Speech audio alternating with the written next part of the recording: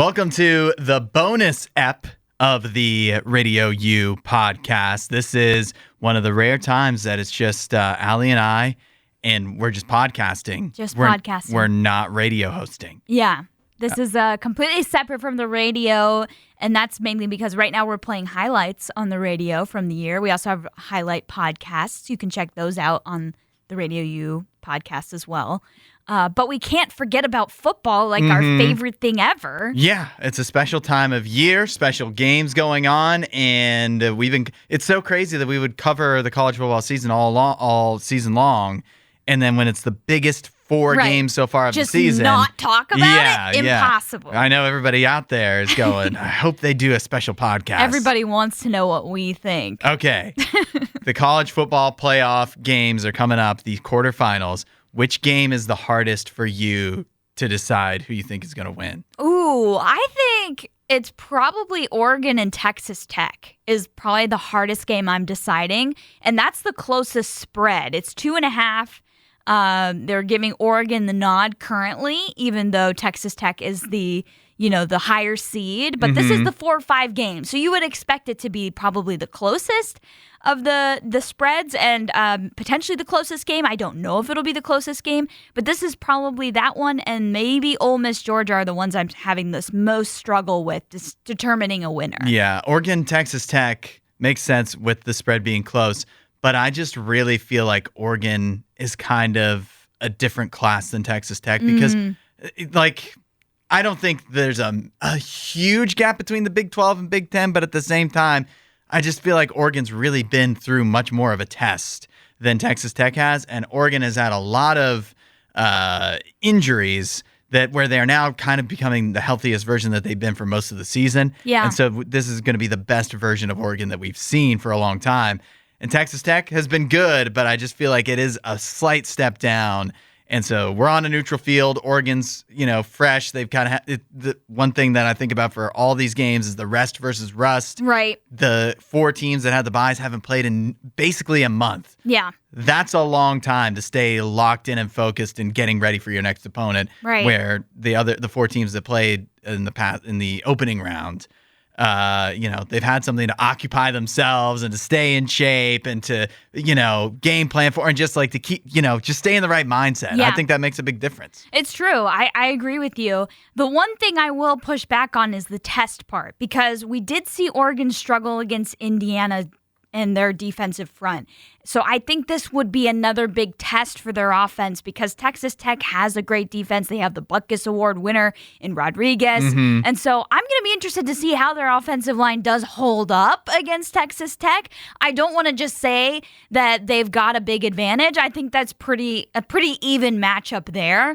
But I do agree with you. I'm giving the nod to Oregon. I think Oregon has a great path to potentially get to the championship game. And so for me, right now in this game, even though it's a close, I'm kind of waffling back and forth and it could be a coin toss here, I still do think Oregon will come out on top. I think Oregon is going to win too. I just, I'm not giving Texas Tech no shot. I just think Oregon is more battle tested and more talented. The only game, it's interesting you say that Georgia's Ole Miss is the other game that you're having a tough time with, because that's the only out of the four. I can see scenarios in each of the other three games where it's like, I can see that team winning. I cannot see Ole Miss winning against Georgia. If you think about it, they played Georgia, a nearly flawless game for the first three quarters against Georgia, and they still lost. And now Ole Miss doesn't have their head coach anymore and much of the staff, and Georgia's just had more time. They seem to improve since that game has happened. And Kirby Smart is a great coach. He always does great in the playoffs. He's actually got his quarterback this year, where last year was Gunnar Stockton was playing his first games, essentially. Yeah. So I feel like Georgia's going to dominate. It's more, I agree with you that I like Georgia better, and Ole Miss is a wild card because they don't have half their coaching staff now. But the reason I said this is more of a coin toss for me and one of the harder games to predict is because we've seen time and time again this season how hard it is to beat the same team twice. And so even though Georgia was able to beat Ole Miss earlier in the season, it's hard to do that again. And so I'm more cautionary because I'm like, I don't know.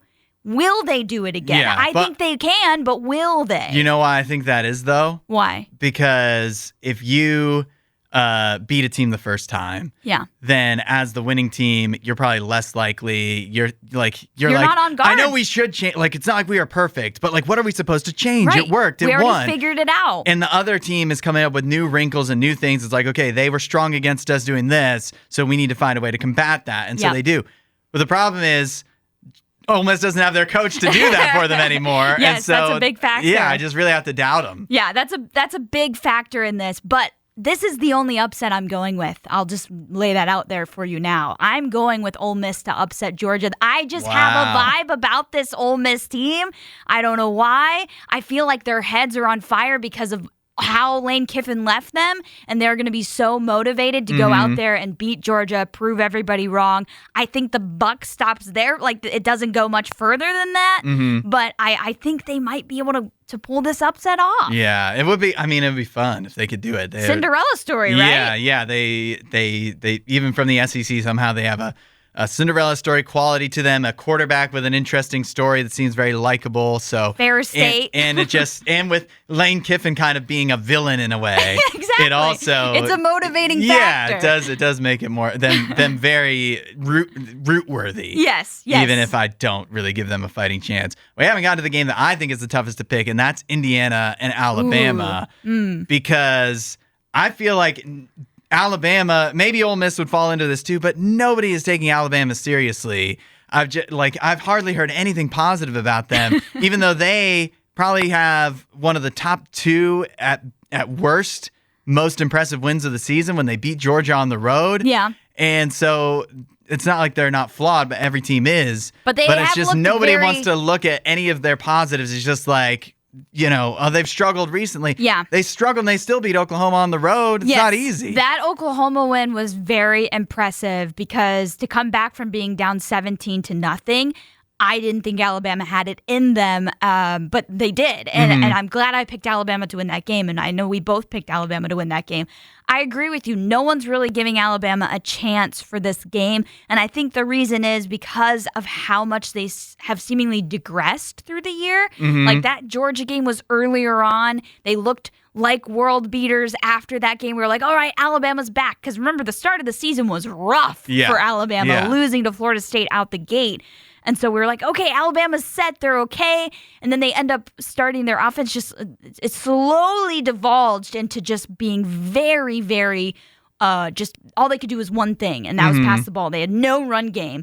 And, that looked like maybe it improved a little bit against the game against Oklahoma. In the first round of the playoffs. So I'll be interested to see if they can run at all against Indiana. But the defense and how they played against Ohio State, I know they're very motivated to win that game. Indiana was. But I think they'll be motivated to win this game too. So I don't know if Alabama can overcome that. I feel like, I guess maybe it comes down to, it seems that everybody is overreacted to two games that arguably meant nothing. And that is the SEC championship and the Big Ten championship, where both teams were getting in either way. And so it does play into my mind when we get to Ohio State too, that like, how hard were they actually really trying to win that game? And therefore, how impressive is it that Indiana won in a close game when I'm not sure, like, it's not like the players on the field weren't trying. Yeah. But were they was everything all in for both teams in each of those games when all four teams kind of knew they were going to be in more than likely? And so I don't know. I just don't want to overjudge those games. They're 1 out of 13 or 14 games for these teams now. And so Alabama's put a lot of good stuff out there. Indiana has too. But I also I like how Alabama, I think, had gotten a bit banged up towards the end of the year. So I think they're healthier now. I think that's particularly important for Ty Simpson because it definitely seemed like he was dealing with stuff. Something. And with Indiana, and I really like Kalen DeBoer. It's like in these as an underdog in these big games in the playoffs, he's coached up the team. Like he schemes up. And so when we're talking about like how they haven't been able to run all year, and they still figure out ways to do it. So it's almost like it's not like running in football doesn't matter, but Alabama's figured out a way to mitigate how much that matters for them specifically. Yeah, I'll be interested to see what they do because obviously you're picking Alabama. Yes, hesitantly. But I feel like there has to be an upset, so that's your upset. Okay, I'm picking Indiana, and it's more because of I know you're saying like let's not overreact to one game. I agree with you, but I think Indiana has shown all year they've been a top tier team and definitely a team that should be considered one of the favorites to win the championship. And what I'll be interested to see is can Alabama score on Indiana? Mm-hmm. Can they score? Because Ohio State has some of the best wide receivers. Alabama's wide receivers have been good, but also have digressed a bit. You know, Ryan Williams was one of the best last year. He just has not been good this year. Yeah, even against Oklahoma in the win. Yeah, and so I'm trying to see how will they score? Like, what opportunities will they have to score? I just don't know if they're going to have enough opportunities to overcome an Indiana defense that's going to be so hungry to win and to try and continue on this run that's been magical for them. Well, it all comes down now to this last game that evidently we agree upon that Ohio State will win. I'm not going to say I'm not rooting against them, but I have concerns. I can see Miami winning. Okay. But I have concerns for each side of why I'm not fully all in confident on either way. On either. But ultimately, it comes down to Ohio State's obviously very good. I don't think the gap between them and Miami is huge, but Ohio State is not as dumb as Miami seems to be. And so I think Ohio State probably gets the win. But here's one major concern I have, though. Okay.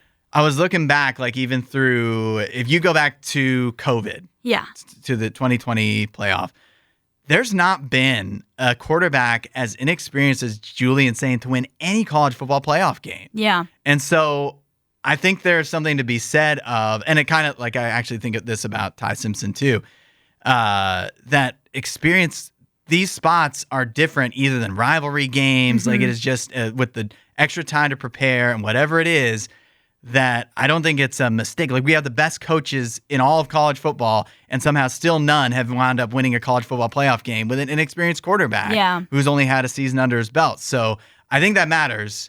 But on the other side is Miami, where I don't trust the coach.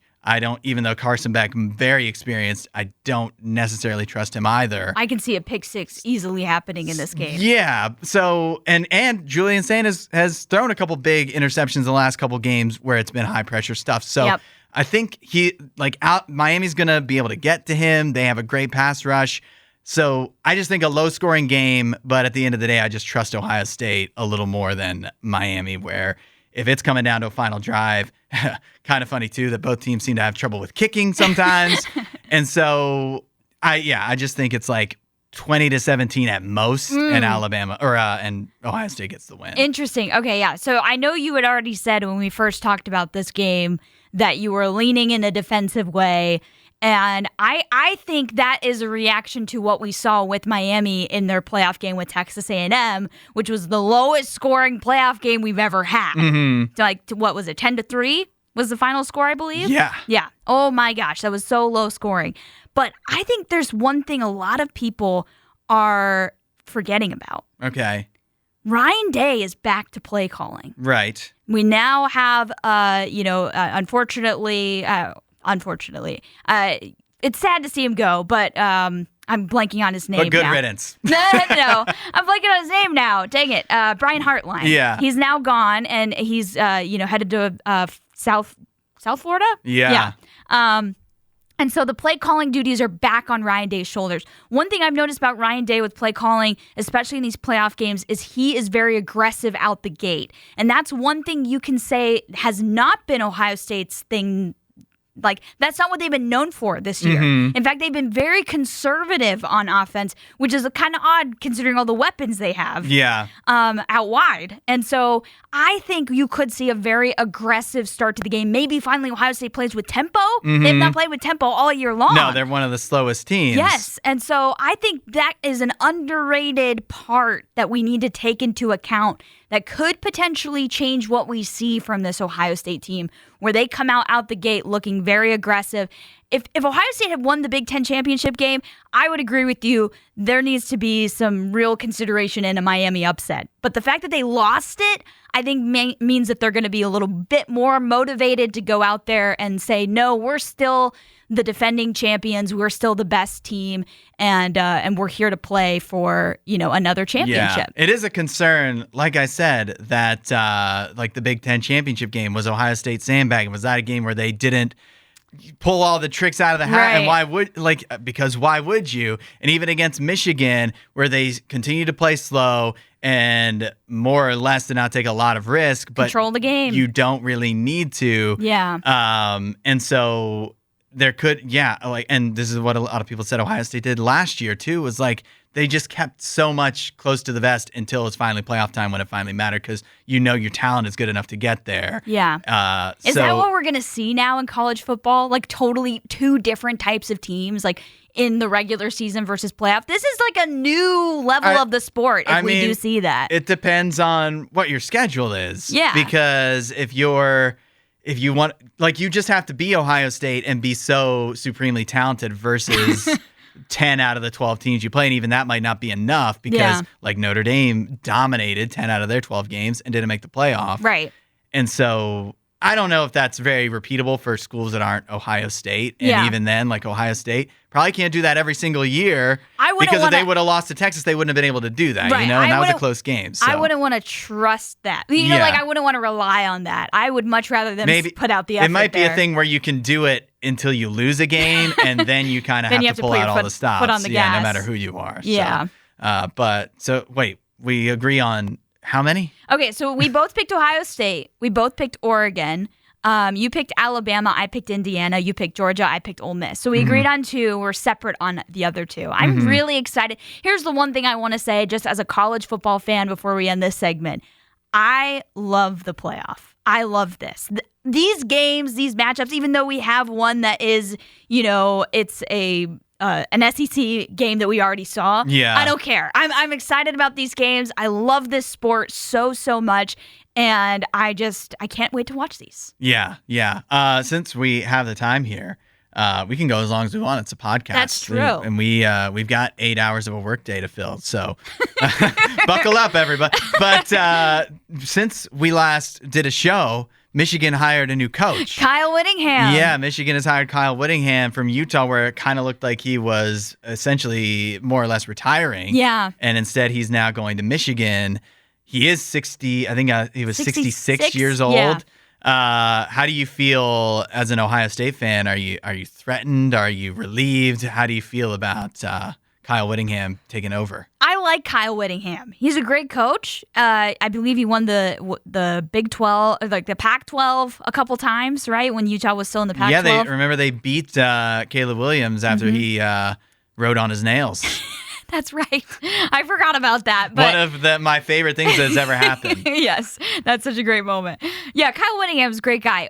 I think most importantly for Michigan, a clean-cut guy. Mm-hmm. He's not gotten involved in any controversy, any scandal. On the field or off. Yeah, he's a guy that's on the up and up. And I think they needed that. Like, they're investigating their entire athletic department right now. So this is a hire that makes sense for them. It seems it's possible, if not more than likely, that they're going to fire their athletic director at some point, right? I think which is weird that they hired this guy, hired a new coach with the current athletic director. Well, the athletic director said this was his guy. Yeah. He has even though fully he very been well on may board. be gone. So right. It's sooner than later. So. I mean, if they find some bad stuff, I would imagine they're not holding on to him. So, the Sharon Moore stuff is absolute clown show. It is. Like, to me, I still don't feel like the Connor Stallions thing is that big of a deal, but Sharon Moore, where you're, like, having a relationship with an assistant, like, at the office, that's like 20 years old. Yes. And you're like, it's just complete, like, that's just clown stuff. It's ridiculous, the things that apparently were going on there. And so they need a guy like Kyle Whittingham to come and just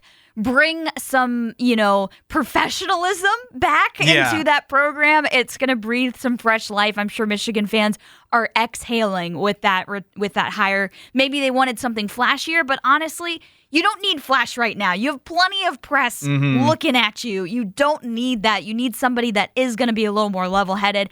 Am I worried? I don't think I'm worried, but I do think he's a good coach. Like, I think they're going to improve with this hire. I think the floor is incredibly high. Yeah. Like, Utah rarely sucked except for, like, they had one bad season, not this past season, but a year ago. And that was because their quarterback, like their quarterback in a lot of other areas, but particularly what's his name? Rising. Cam Rising. I get him mixed up with Cam Reddish from the NBA or whatever league he's in right now. He's but in the NBA.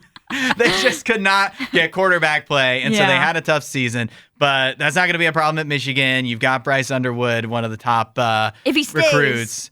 And I don't think he's going anywhere. Yeah. And like Kyle Whittingham's going to know what to do with him. Utah's been consistently good.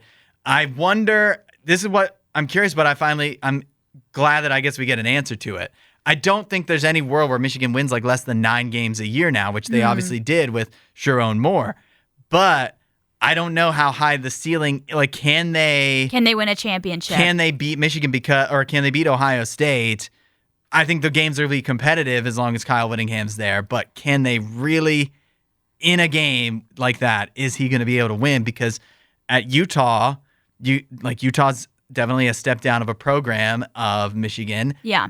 He always had Utah competitive, which is saying a lot versus the programs he was going up against. But at the same time, never got to a playoff at Utah. Yeah. Did win a Pac-12 title or two, but this is like the expectations are higher. There's a lot of pressure there. You got to be getting to the playoff if you're Michigan. Yeah. And with the NIL money they have and the talent they already have in the building, like you should be able to do it. Yeah. And so I feel like he's not going to wind up missing the playoff. Yeah. But are they going to be in the championship conversation or are they going to be pretty good? Yeah, I don't know. That's a good question. I think like you said, the floor is high for Kyle Whittingham at Michigan. I think I see success there. But one thing that might be working against him is in this rivalry, Ohio State versus Michigan. You've seen this with Jim Harbaugh. You've seen this with Sharon Moore and Ryan Day and Urban Meyer and so many other coaches before them. It was a very keep your cards close to your chest. Don't show all of your plays and don't really let people know what's going to be coming in that game. You need to have some type of entirely different scheme ready to go for that game specifically. And that's the one part that I don't know if every coach can live up to that type of, standard to set aside an entire game plan every single year and every single season that's just for one game. Yeah. I also think it's a good idea though that where you were in the hiring situation where every other, coach had been hired and fired and gone through everything, they still wind up with a halfway decent guy. Yeah. And while he is older, that kind of means that you now have like maybe a 5-year window where everything's going to be at least okay. Yeah. You're going to be competitive. You're going to be pretty good.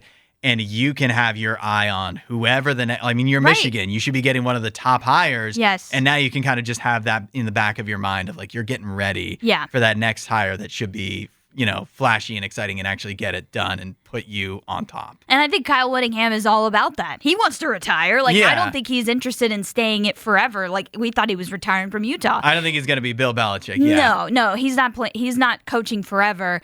And so, I think what this does is it stabilizes what was a rather shaky situation and helps Michigan have a bright future ahead for their football program, which their fans needed that. Their fans needed some type of sunshine Everything through came the clouds crashing moment. down Right. in such a short amount of time. It was a falling 1 month apart. span, everything turns into a disaster. Yeah, so I'm sure many of them are celebrating this hire. Well, coming up on Friday, we'll actually have a full radio show and a full podcast where we talk football and everything else we normally do. And everybody we'll have to react to the games and that's everything. Right. The games will be done by then. Yeah. So have a happy new year. Enjoy the games. It's the RadioU Podcast.